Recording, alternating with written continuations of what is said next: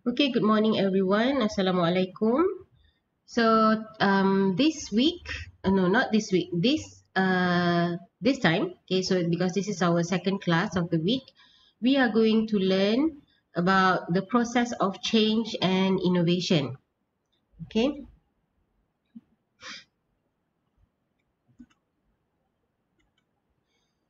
So what we have learned as of not last week, last class, okay.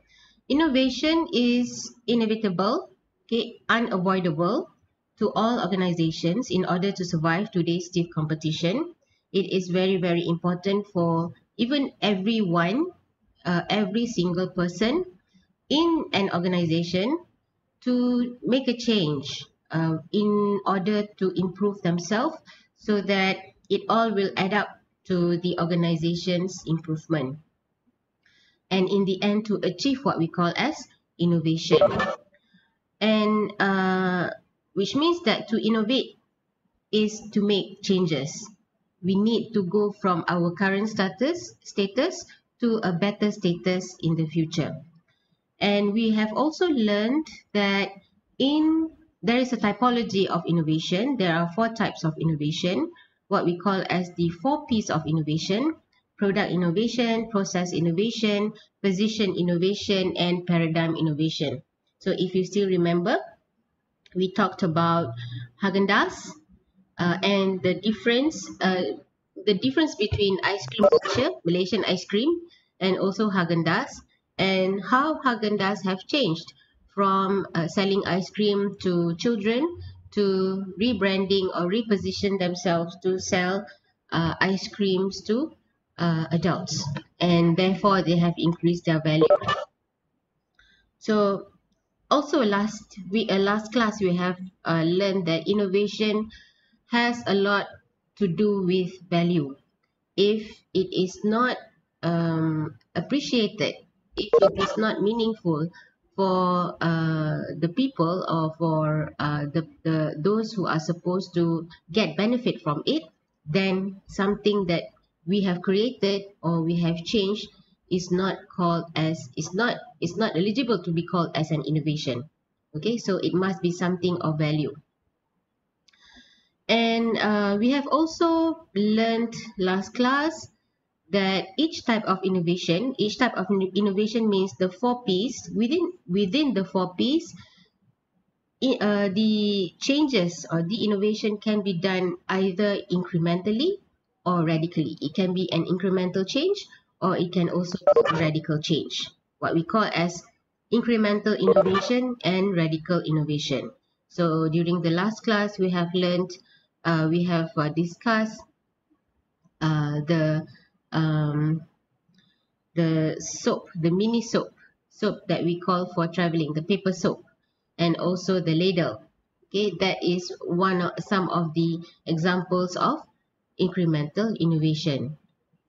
And meanwhile, the radical innovation were as in the examples of, for example, taxi and Uber or Grab, the CD, the usage of CD when you want to listen to music. And currently we use, for example, we use Spotify and some others. Okay, most of the radical innovation that is being made today is because of the proliferation of internet.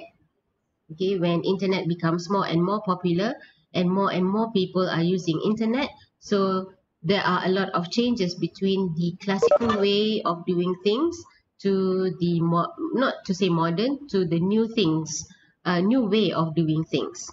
Okay, so this week we are going not this week, this class we are going to learn about innovation as a core process in business.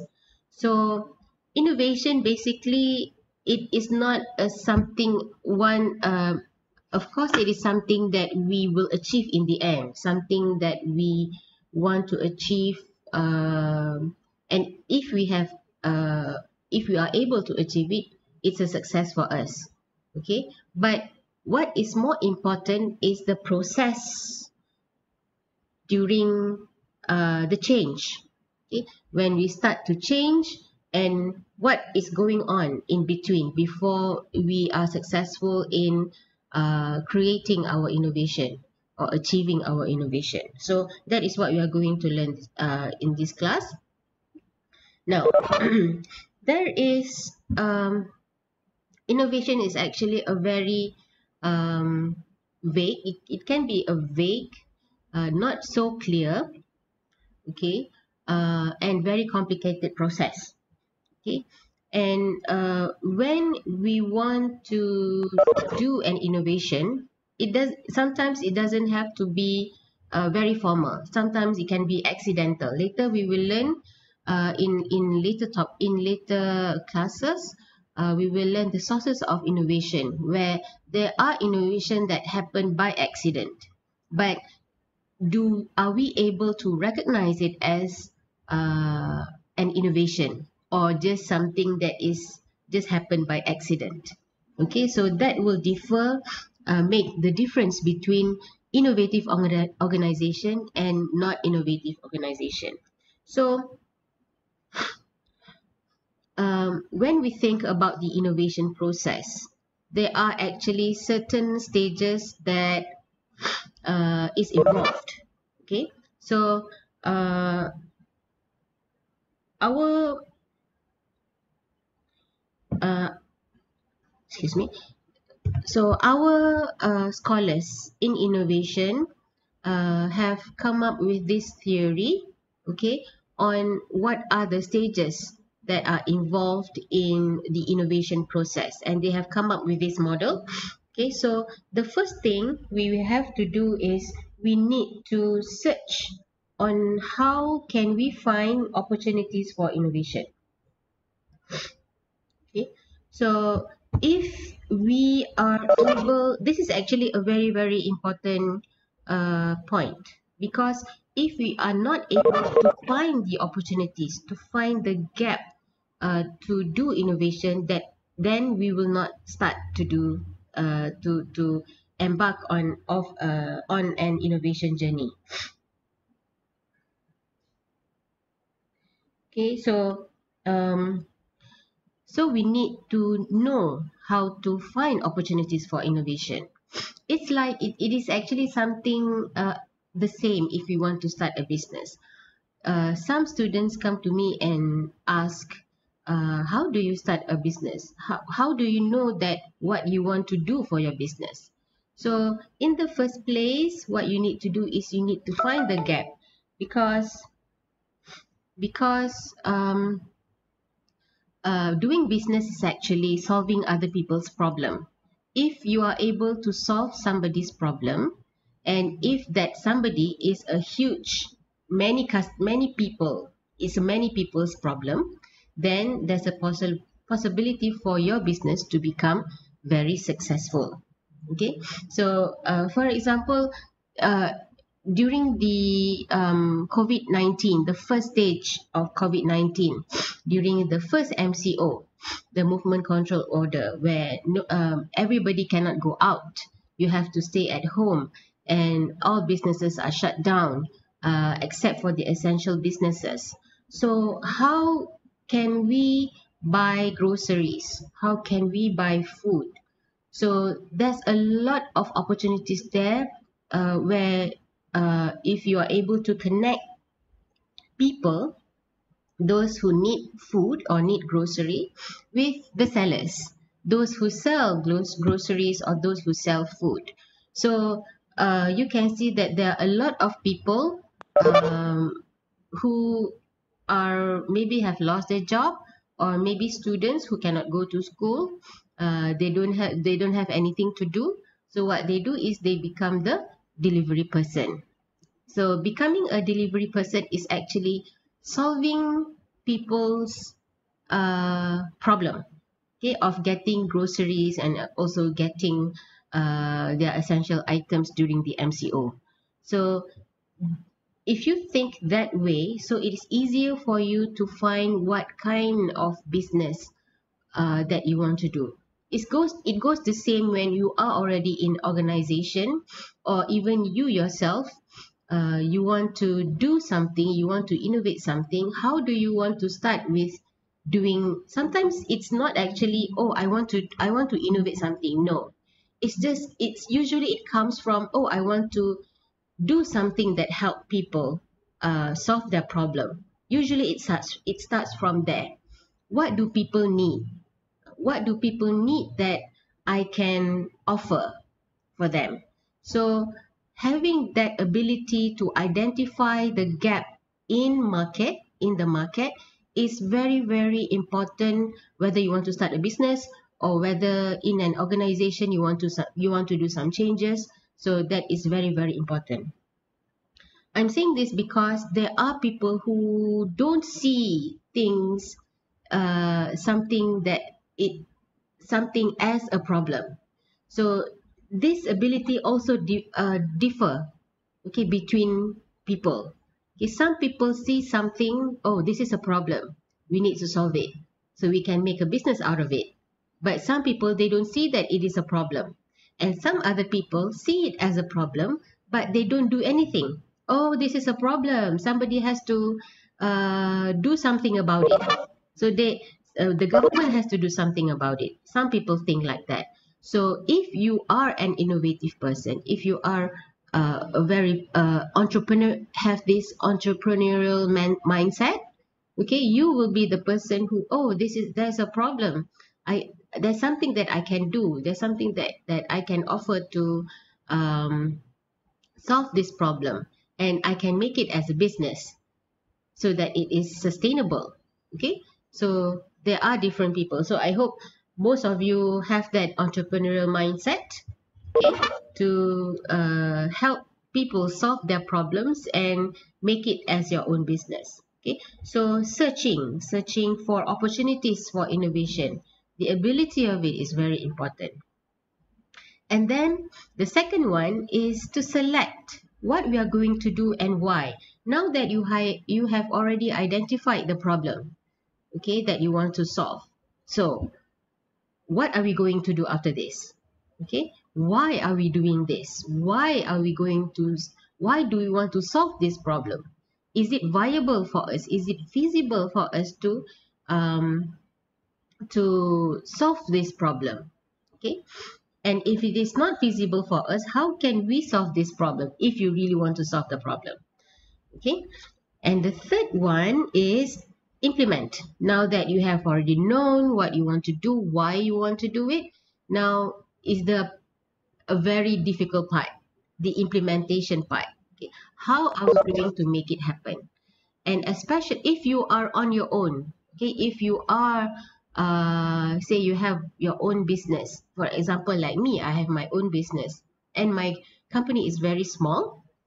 I only have me, myself, and a partner and our affiliates. The reason why I start small is because, number one, I want to experience establishing company from the bottom, okay, starting from me and my partner, and also having affiliates. We don't necessarily hire people to work for us.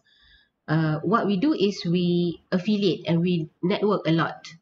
Okay, and the second reason why I do this has become our strategy is that as much as possible we want to reduce the overhead. This is before the MCO, okay, not after the MCO. This is before the MCO, because I have already started this business since 2013, since I was still in UKM as a full-time lecturer. But being a full-time lecturer, I cannot do my business so wholeheartedly because I have a bigger responsibility to do. But then after the business picked up, I have decided to quit my job and started to do my business full-time. That was late 2018. Okay, so 2019 was really we had a very huge change, not to say change actually, because we both of us have run full-time, so the business was really, really good. But then come 2020, until February. Actually, I was still traveling a lot until the start of MCO, that I cannot go anywhere. So when the MCO happened, okay, I was very thankful because we had agreed using the lean strategy. Okay, if you know what is the meaning of lean strategy, you know lean meat, right? So lean meat has not many fat on it, so it's very lean. So we don't basically we are operating based on virtual offices. We don't have a building, so our overhead is very low.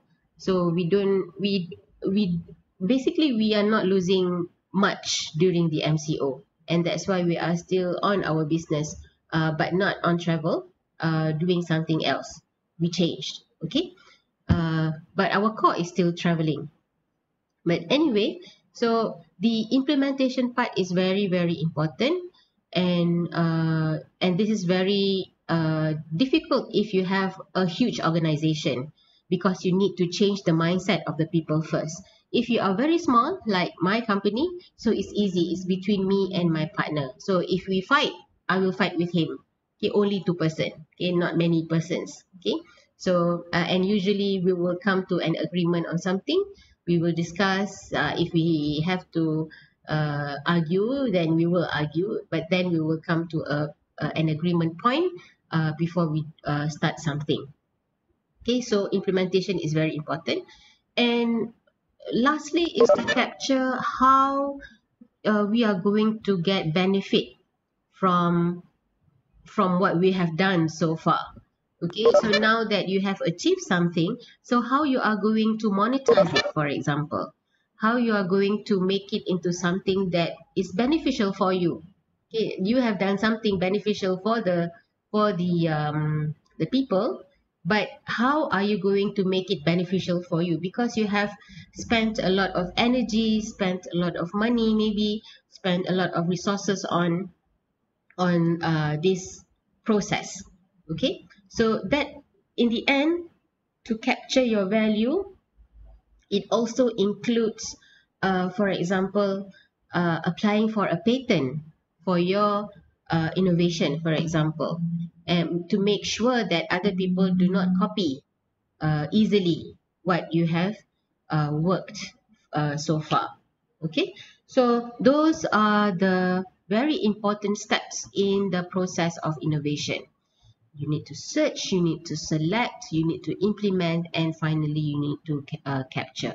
And all along this way, you need to have in mind, do you have an innovative organization?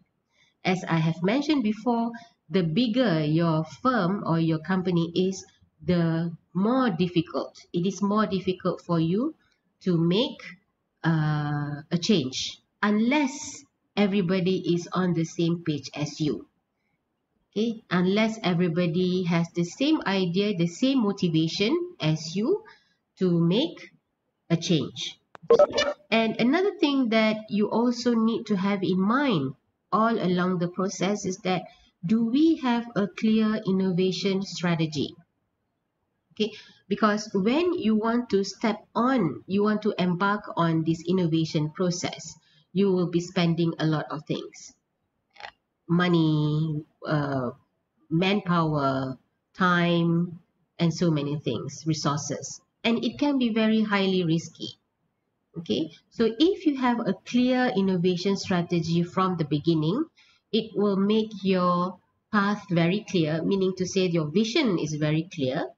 Okay, and you can encourage other people, okay, to work together with you, okay, to achieve whatever you want to achieve. So having a clear innovation strategy is very, very important. So after this, we are going to talk about how different organization has different challenges, and how different circumstances will bring different kinds of solutions. So if we talk in general, innovation process, we have this model, blah blah blah. It sounds not so difficult. It sounds so easy to do, but actually in different circumstances, in different conditions, there are different challenges and there are different solutions. So you have to think, which organization are you in? What are the best solution that works for your organization? Are we okay so far? Any questions? Yeah, it's okay. It's okay. Okay, now moving on.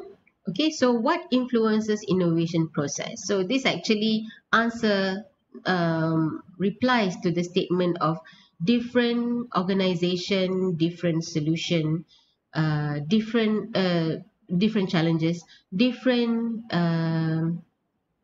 circumstances, different solution. Okay, so for example, let's look of the nature of business. How nature of business influences innovation process.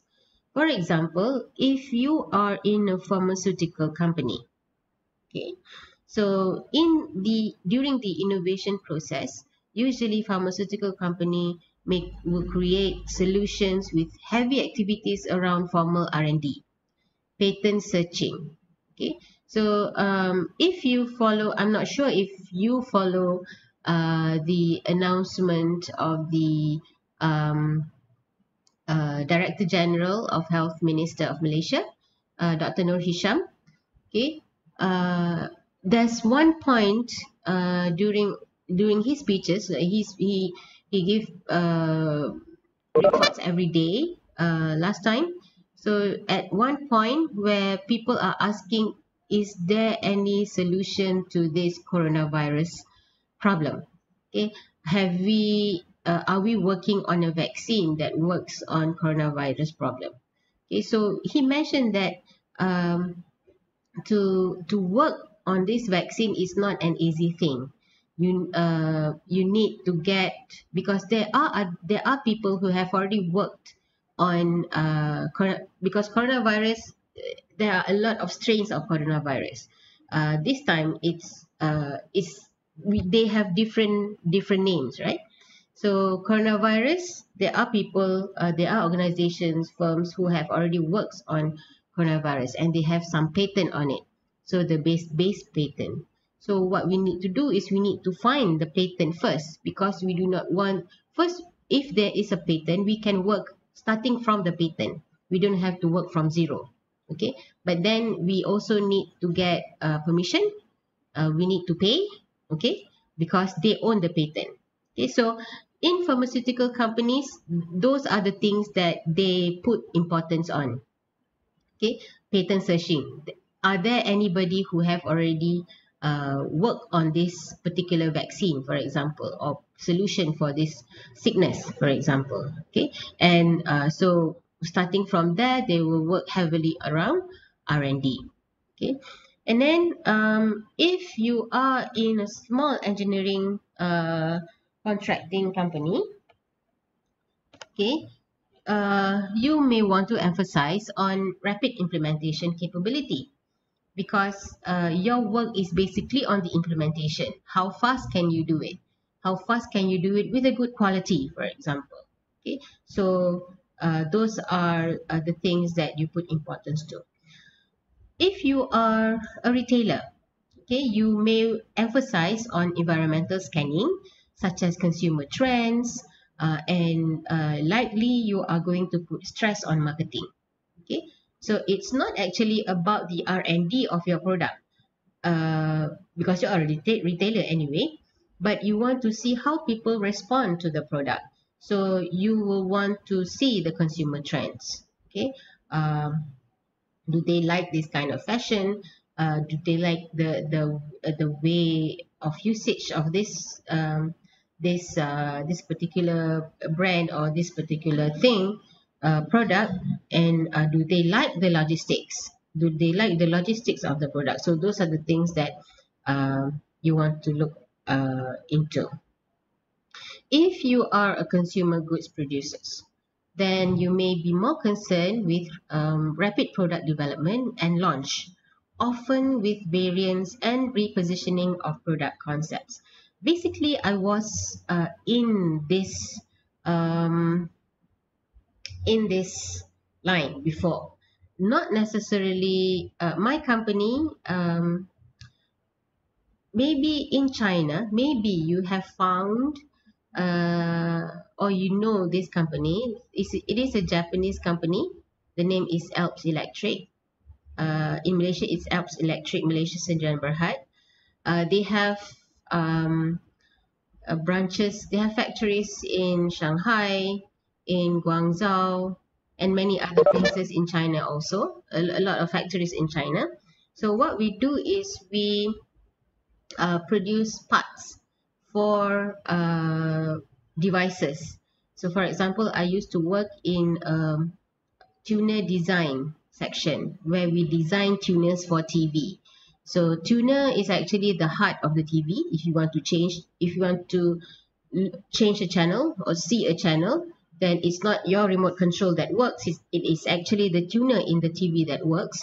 So uh, I work a lot on tuners, okay, for TV, because there are also tuners for radios, for car radios, for household radios, uh, also for videos. Last time, now we don't have any video anymore. We also have well, basically that's it, TV and radios. We have radios for for cars as well. Okay, you listen to radio when you are driving. So basically what we do is we need to follow the specification of our customer. So our customer mainly is like Sony, Panasonic, Sharp, all those Japanese brand TV. Okay, so when they change from product to product, for example, if they are selling TV to Europe, the TV is different, the tuner is different if they want to sell the TV in Malaysia, because we have different broadcasting systems. It's also different if you want to sell TV, if they want to sell TV to Japan or to US, it's totally a different system. So tuner variants will also be different. It's also different if you want to produce or they want to sell radio for car and also radio for household, because the radio for car must be able to stand the heat of the car when it's very hot outside, right? People can die if they are trapped in a car in a hot sun in a hot day. So you need to make a tuner that can stand the heat of the car, closed car, when it is very hot, the weather is very hot, and also if the weather is very cold, okay, like minus degree. Because there are places, I think if you are in Beijing when it's winter, it's very, very cold, right? Also in Japan, if you are in Hokkaido, it's really, really cold. It can go to -20, for example, which is different from Hokkaido and Kyushu, if you know the geography of Japan, the north and the south. And in Malaysia, it is very hot in the afternoon, like 32 or 32 degrees outside, but it can be like more than 50, 60 degrees inside of a closed car. Okay, it can make people die. Okay, so those variants we need to work on. And if there's new model TV, new improvement of the TV, we also need to improve on the tuner as well. And sometimes it's because of the improvement of the tuner that they improve the model of the TV. So it can go the other way. Okay, so companies like Sony, companies like Panasonic, Samsung, for example, those consumer goods producers, they are more concerned in rapid product development and launch. And how actually we worked on a product launch. Okay, so for example, Sony planned to launch a new TV in April 2021. Okay, So right about now, about 1 year before, they will inform that they have this plan, and we will get to know, if we are the supplier for the tuner, we'll get to know what are their specifications, and we will work towards the specification. So usually it's about 1 year or less.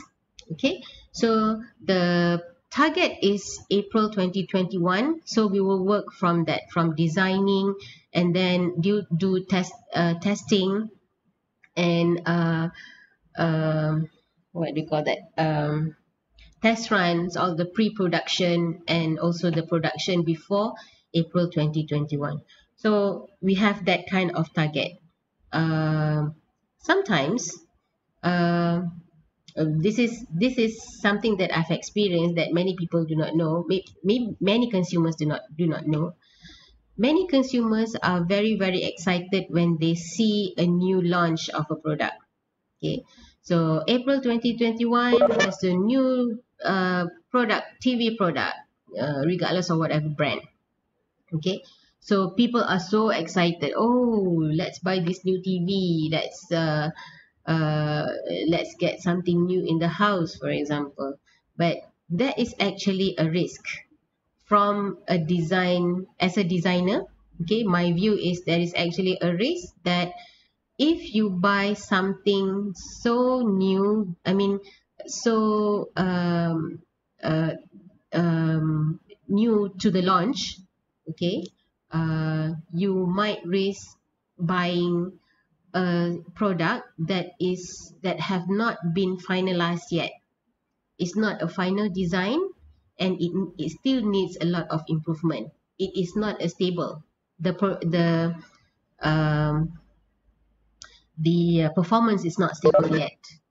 So because they put so much importance on the launch date, not the product. Okay, maybe you may get a TV that is really superior, perfect performance, because for launch purposes, okay, the TV will get the best tuners, which is done handmade. The adjustment is made by hand, so it is very perfect. Okay, but not many TV has that. Okay, when it goes to the production, when you best produce it, it can vary a lot because the performance is not stable yet. So my advice as a design engineer, a former design engineer, is that if there is something that so excites you, okay, maybe you want to buy a new model, okay, don't buy during the launch. I hope you can wait at least for a month or 2 months. Maybe after that, then you buy. When the performance is more stable, the production is more stable. So you are lowering your risk of getting a defective product. Okay. All right. So let's move on to the next one.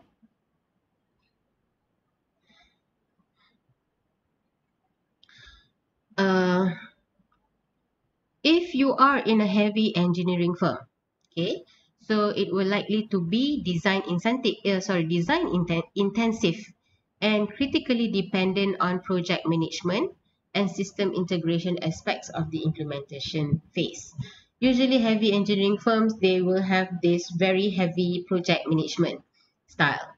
Okay, and it is very design incentive, yes. And if you are in public sector, you have to find solutions to cope with strong external political and regulatory influences. There are a lot of, sometimes you want to be very innovative, but you are being deprived or barred from doing so because there are certain regulations that you cannot skip. Okay, you must meet some regulation, and you must also be very aware of the political influences, okay, if you are in a public sector. So that's why innovation process differ, okay, between different kind of between a different kind of company or organization depending on the nature of the business. Are we okay here? Yes. Okay. I hope you are still listening and not sleeping. Yeah. Living. Okay. Excuse me. So, as for our case study, it's a very short case study. I've asked you to have a look. So, anybody, can you um, can you answer the question? How did Uniqlo develop from a single store to a global fashion empire? Anybody here wearing Uniqlo? Buys Uniqlo? Yes, Yeah. one. I think Uniqlo is a very popular right now, not only in Japan, also in China, also in Malaysia, I think also in Indonesia as well. This, but one, okay, yep, Doctor, yes, uh, it, I find the 5 point to explain. okay, please. First, its name, Uniqlo clothing warehouse is a squared font. It's very popular with skiff. It, uh, his name is let let people easy to remember. Can you repeat that? His name Uniqlo Okay, is a square font. square font, okay, Uh, so